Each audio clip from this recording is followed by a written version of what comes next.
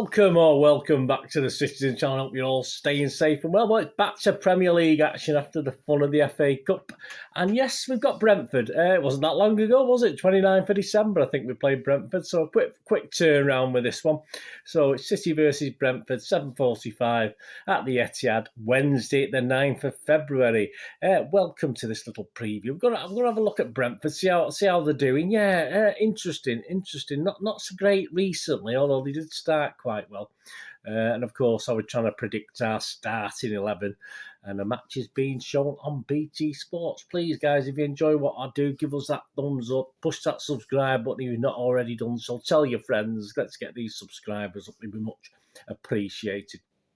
And of course, I do have a film and TV channel as well. So if you look at my page, my YouTube page, you'll see all the stuff on that as well. So for every one of these I do a film and TV one as well. Probably even, pretty even split, 50-50 to be honest with you. Right, but it's football today. It's our wonderful team.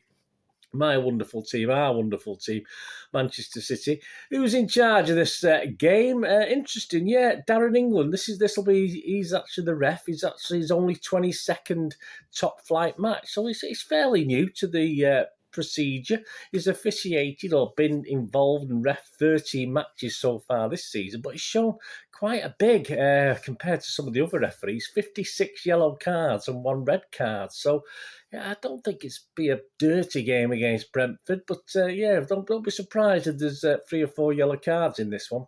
Let's hope there's no red cards, certainly not for us anyway. His linos are Simon Long and Timothy Wood. And sat on his ample frame in the VAR at Stockley Park is Mr. John Moss. That's where he's probably suited, to be honest with you. He's sat in a big comfy armchair. And making the coffee for him is a guy called Neil Davis. So let's see how they do. Mr. Madeley, Andy Madeley, is the appointed 4th official. That's an easy job, isn't it? The 4th official. I think that's money for old rope, isn't it? I think we used to say in the old days. Yeah, we've not met much, obviously, in the league. The last time we played them at home in the league was at Main Road back in 1950. I know, guys, I wasn't there. Don't start. Even I was too young for that one. 14th of October, a 4-0 win in Division 2. Dennis Westcott scored a brace in that. The famous and legendary. I'll have to find a bit more about Dennis Westcott. I don't know too much about him. It'd be worth me having a look at that gentleman. Of course, I know all about Roy Clark. He scored. And we all know about Johnny Hart. He scored as well. So in the 4-0 win. Good crowd, 39,646. And it was a promotion season for us. So even though we're in the second division, we're getting good crowds. And we finished second to Preston and got promoted that season. So overall, against Brentford at home, we played 4, won 3 and lost 1. So we've scored 8 and let 4 in. So let's add to that tally. Played 5, let's win 4. Please, I've done a little History Boys feature. Of course, I go back to 1989. A Littlewoods Cup second round, second leg with pride at stake. We were already 2-1 down from the game at their place. So, please have a look at my History Boys feature if you get a chance. It's out there now. As I go back to 1989, yes, and I was certainly at that one. That's for sure. Odds to win the match, please. I don't condone gambling when the fun stops. City, about 1-10 on generally. The draw is 9-1 generally. You can get a little bit better at Sky, but not much. And Brentford, if you fancy a Brentford win, you're a Brentford fan, you want to risk 50p, 25-1. If you want to lose your 50p, only 25-1. Now I've said that, it'll probably go against me, won't it? But forgive me. Please check out, of course, my little odds feature as well, where the charity bets had a great weekend last weekend in the FA Cup. So we're more than merrier for that. Right, how's it going to pan out this? Well, Brentford, let's talk about Brentford. They sit 14th at the moment, and although we did have a comfortable 1-0 win at their place, it wasn't exactly emphatic, was it? But we're okay. I don't think there was any doubt that we'd win the game. It's just, 1-0, you always think they could do something. But I think on the night, we thoroughly deserved the victory, but we did control the game a lot. So hopefully we should have a little bit more from at our place. And since that win, Brentford have been in action 7 times. They won the 3rd round of the FA Cup game, but then they were beaten at Goodison in the 4th round over the weekend, so that they're out of that. But the other 5 games, they started after they played us. They did okay. They beat Villa at home 2-1 on the 2nd of January, so 3 or 4 days after playing us. but they've lost the 4 after that, so they've lost the last 4 games. So of the teams down in, if you like, the bottom 6 or 7, they're one of the sort of not informed teams. They're sort of out of form.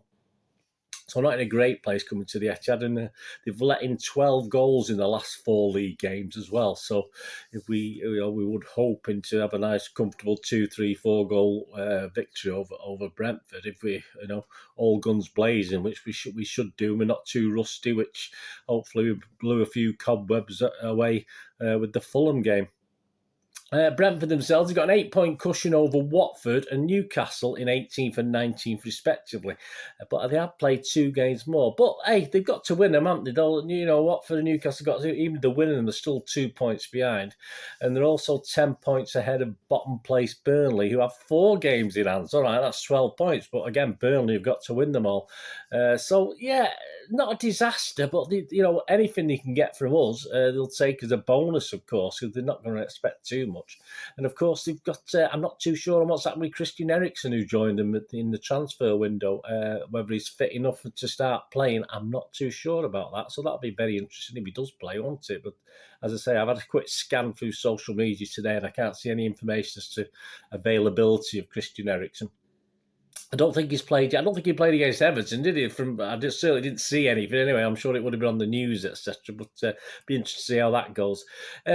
So obviously for Brentford, what follows the City game? Because let's face it, we're not going to give many points, surely, guys. But as I say, they are struggling. So what have they got? They've got Palace at home, they've got Arsenal away, Newcastle at home, Norwich away, and Burnley at home. So there's some 3 cracking games, including Newcastle, Norwich, and Burnley. So I think after these 5 games, Brentford will probably know better their prospects, and if they're still struggling, it won't be easy. But I think if they get, say, 8 points return out of those 5 games after us, it won't be too bad a return. Obviously, it always depends on what the other guys are doing, but obviously Newcastle, Norwich and Burnley are all must not lose games anyway, that's for sure. But they don't particularly have to win them, but I'm sure they would love to.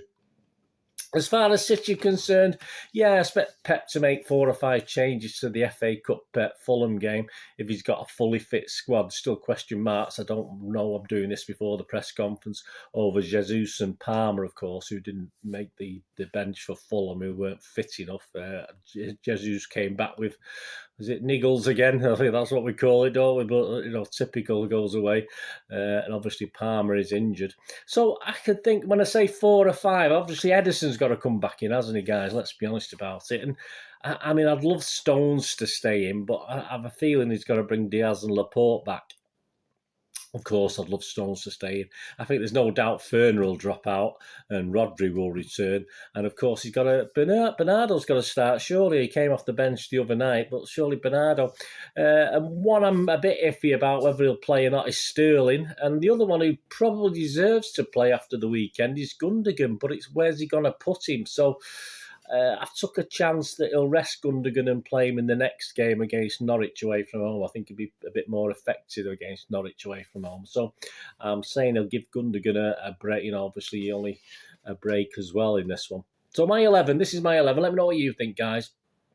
As I say, I'm not too sure about injuries.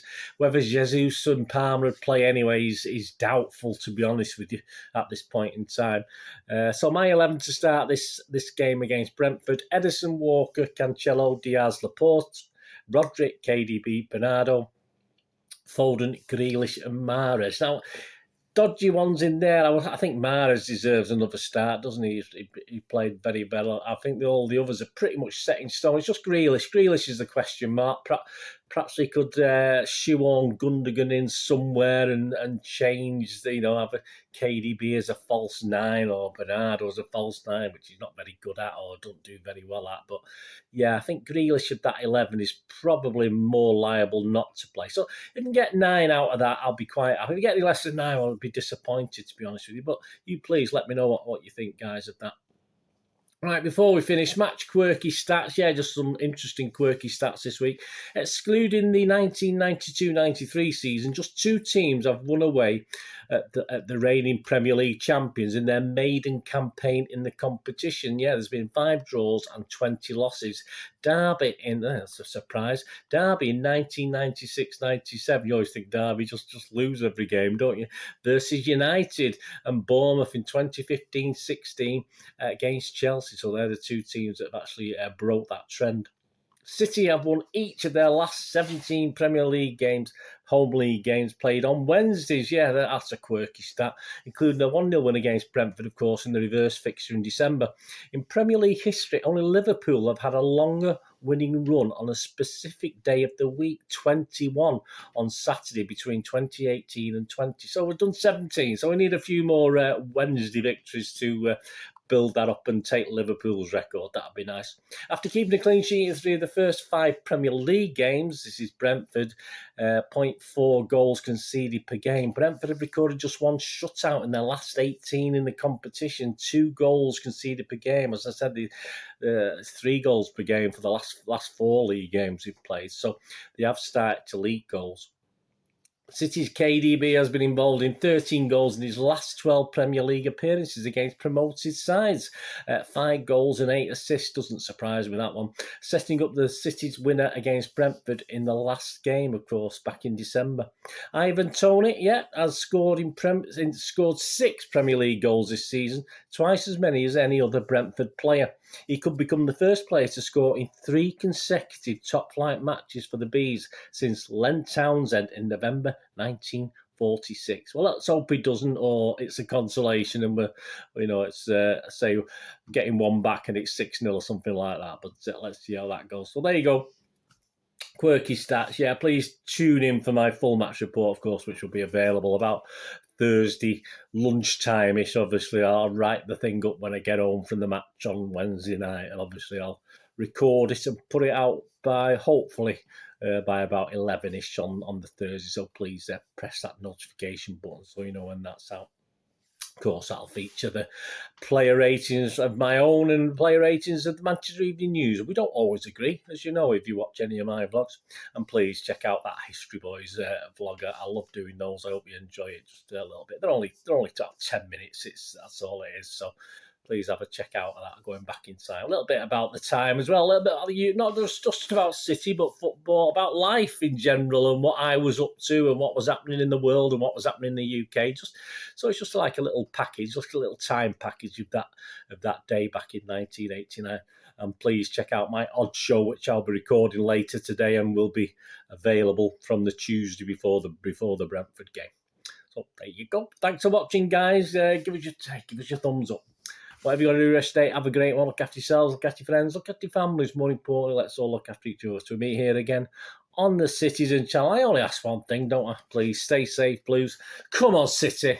Thanks for watching. Bye for now.